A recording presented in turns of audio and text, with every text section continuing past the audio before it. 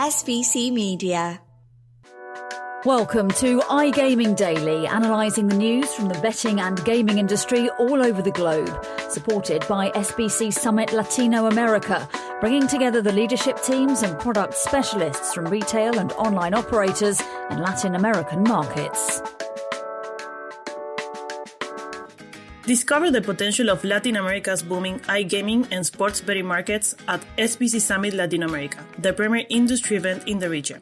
Join SBC at the Seminole Hard Rock Hotel and Casino in Miami from October 31st to November the 2nd. Register now at sbcevents.com.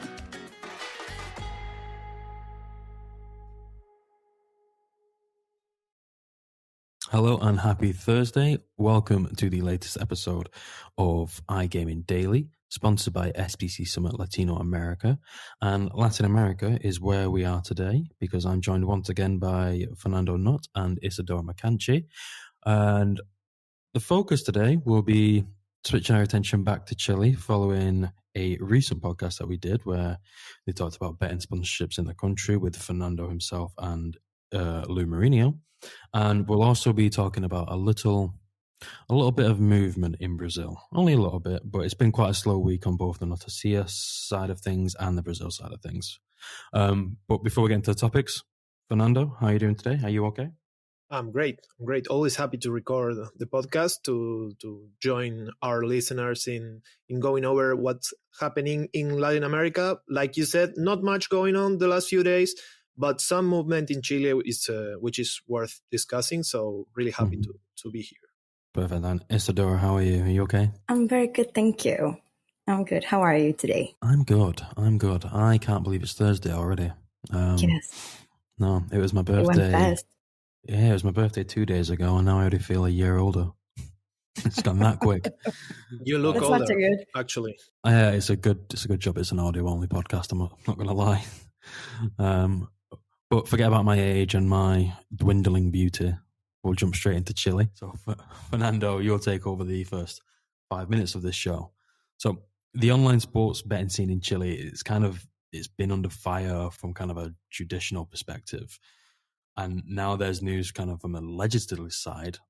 What changes have they done to kind of propose legislation that have created the opposition from the industry? Well, like you said earlier, regulation in Chile continues to move forward. They are discussing the proposed bill to actually get a proper regulatory framework for the sports betting and iGaming industries in the country.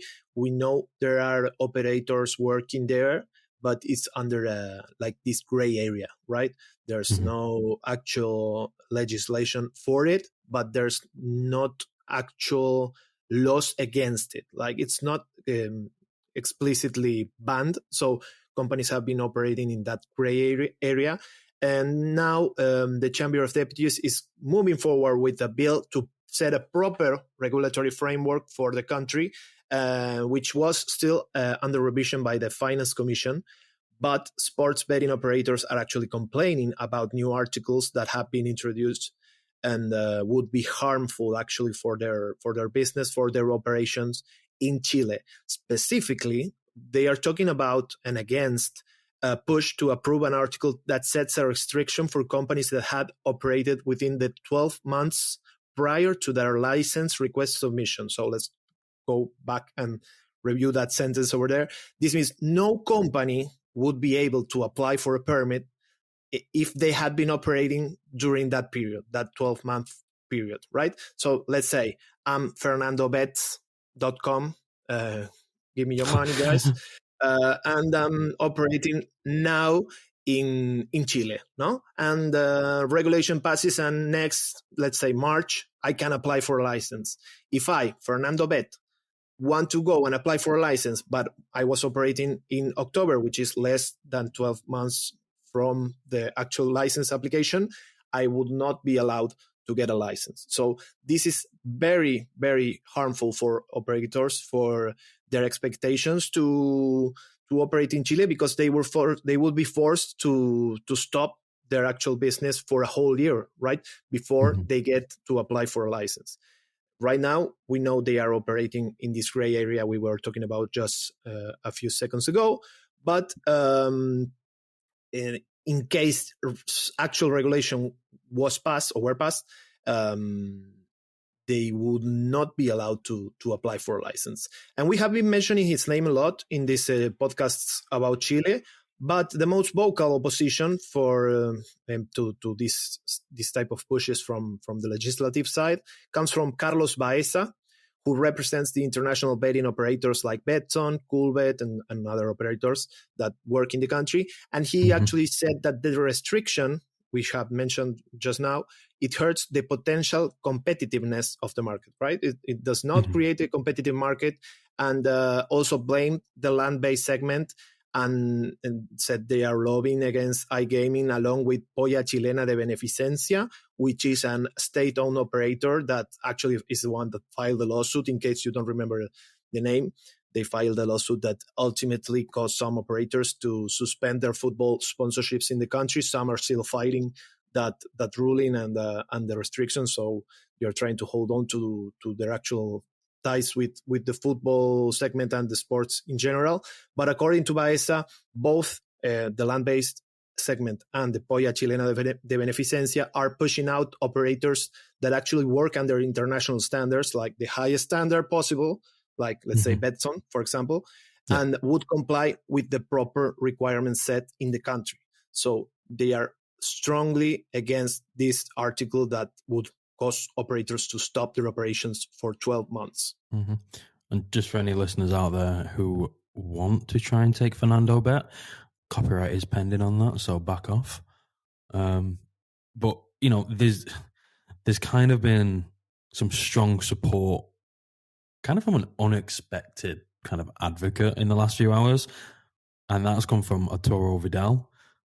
What has he had to say about sports betting in Chile? Well, we all know Arturo Vidal. He's an absolute legend worldwide, but also in Chile, especially, right? In his home country. As an Argentinian, I know him very well because he won the Copa America 2 times against our team in the final. They beat us 2 times in a row, consecutive years. That was really, really tough for us.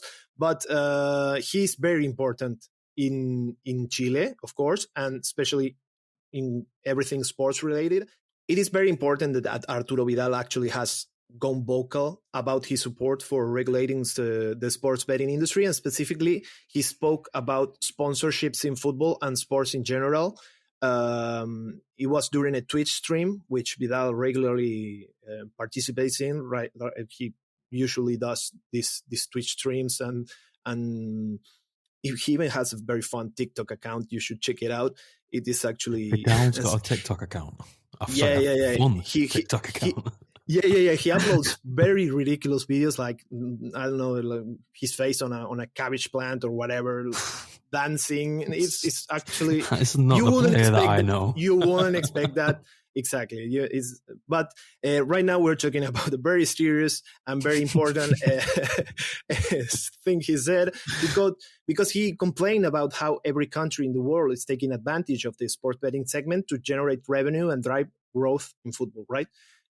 However, he said in Chile, they are being fools that want to drown Chilean football. He actually said, somos los hueones, which is we are the fools, right? But hueón is a very common word in Chile, so everyone from Chile and Latin America will understand that. And he said that. He says, we are being the fools that want to drown Chilean football by restricting the industry in the country. According to him, football is actually struggling already in Chile without all these sports betting shenanigans. And so the last thing they need, the last thing sports needs in Chile is to get the money away from the clubs and even the national team, which is also struggling. So he said, where are we going to get income from if no one else will support us other than sports betting? How is football even going to grow like this? So it is a very big deal. He has voiced his support for the industry since he is a clear representative of football in the country of sports. And the segment right now really needs strong advocates to create awareness about how it can actually help growth in other areas like sports in this specific case. And like you said, that this is an ever-moving situation.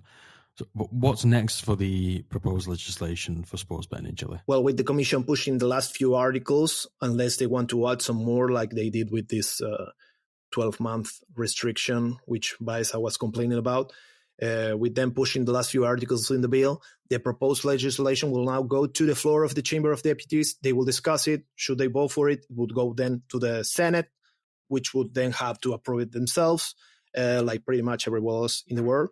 And in case there's no modifications to the text, the bill would then go to the executive branch for the final signature and to be published.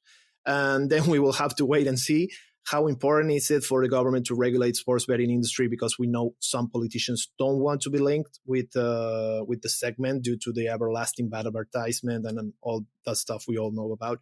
But still, the Congress has plenty of time left before February, which is the time where the legislative recess will start. So they have plenty of time to vote for this, even if they decide to change the most controversial articles, like we would definitely hope they do. Mm-hmm. And any changes that are made in these bills, or any progress that's made, Fernando will be all over it on the SBC Noticias sites, and keep an eye on that site. We'll no doubt talk about it in the podcast. But we'll turn our attention away from Chile now and focus it on Brazil just for the next few minutes. And Isadora will bring you in. So last month, the Chamber of Deputies of Brazil, they approved a bill that regulates sports betting and online games. We've covered this quite a bit on the iGaming Daily podcast and definitely on SBC Noticias Brazil site. The bill was sent to the Senate to be voted on by the Commissions of the Economics Affairs and Sports. Do we have any updates on this? Oh, yes. The Commission for Economics Affairs, where the bill is now, before going to the Commission of Sports, is just decided the rapporteur of the bill, and they must vote on the bill next Tuesday, the 17th. So in the meantime, the Commission of Sports still hasn't come to a resolution when it comes to public figures advertising for sports betting sites. That is a bill that they are discussing right now at the Commission of Sports, if they are going to prohibit public figures and digital influencers of promoting sports betting sites. They were supposedly voting this bill on the 14th of October. We didn't have any updates on that, but the Economics Affairs now is focused on approving or not the bill that regulates sports betting and online games in Brazil. But they already decided who the rapporteur will be, and this guy is a senator. His name is Angelo Coronel. And he was also, it's worth mentioning that he was also the president, actually, of the Joint Parliamentary Committee of Investigation on Fake News in the past years. So he's quite strong in the Senate. Mm-hmm. And Angelo Coronel, that's how you pronounce it, yeah? I think that's how you do it. That's correct. The rapporteur, he's the senator of the rapporteur of the bill. He's well known for being pro-gambling. Can his report on the bill kind of influence the votes of the parliamentarians? Well, it's hard to say yes or no, because it really depends on how the session will happen and how we'll go. But he is extremely pro-gambling. In 2014, he presented a bill which aimed to regulate the land-based casinos in Brazil. That bill didn't go further, unfortunately, but he is focused since 2014 in regulating the market, especially the online games market and the land-based casinos as well. Because like he mentioned at the time that he went to Monaco and he saw everything that happened to that place after the casinos were there, and what the tourism department of Monaco could bring to the country because of that. So he said that in Brazil this already happens, and we should also regulate this market here, to collect more funds, to collect more taxes, and to invest in the country. So maybe his report, because that's the job that a rapporteur has on a bill, is to make a report with his opinions on that matter, and he will present to the other parliamentarians. So they will vote based on that. So maybe we can say yes, because he has a quite strong opinion on this matter, and he is on top of that as well. He just doesn't say that we should regulate. He is on top of that. He was the author of the bill in 2014. He has been trying to regulate the market since then. So I believe that this could influence maybe some votes, but it's hard to say. Yeah, no, definitely his report will set like, okay, now we're gonna regulate. But yeah, it could influence positively towards a regulation in Brazil. Perfect. And like I said, there's set to be a vote on the bill next Tuesday. So hopefully next week's podcast we'll have even more updates from Brazil. Hopefully, fingers crossed. So Fernando, Isadora, thank you for joining us today on the podcast. And to our listeners out there, thank you and goodbye. Thank you for listening to today's episode of iGaming Daily, brought to you in conjunction with SBC Summit Latino America, being held at the Seminole Hard Rock Hotel and Casino in Miami on the 31st of October to the 2nd of November. If you want to find out more about some of the subjects raised today, feel free to explore any of the sites in the SBC News Network. Happy reading.